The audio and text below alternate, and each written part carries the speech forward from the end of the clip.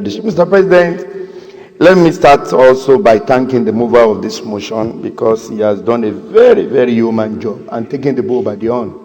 And also to commend my colleague who have said one or two things about this motion. Mr. President, in your earlier submission, you said, what are the solutions?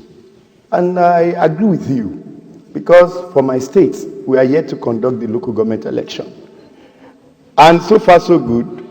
We are watching and looking at the process. And there are some school of thought in the past who have suggested that we should expunge local government from the Constitution. There are some school of thought that believe that local government should not be part of Constitution as a result of what is currently happening. Mr. President, let me say this. Every 4 years, we in these chambers and all other elected officials for election conducted by INEC, you see everybody is running helter-skelter to have one legacy or one thing to show for, either of his representation of anything that he's doing. Because he knows that in the next 4 years he's going back. And if he has not convinced those who voted for him, you voted out. So there is expectation. But at the local government, it's not the same.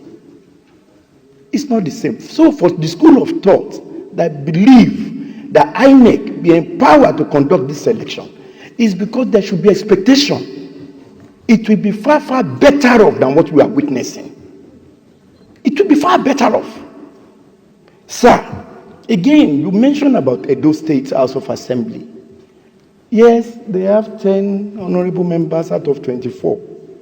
It is our duty, Mr. President, to ensure financial autonomy for all the state assembly.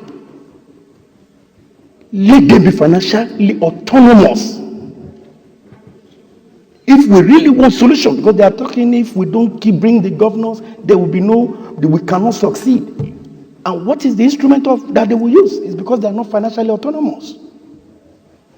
We can do it here. We are financially autonomous. That is why we can do what we do. So we need to work in that particular area.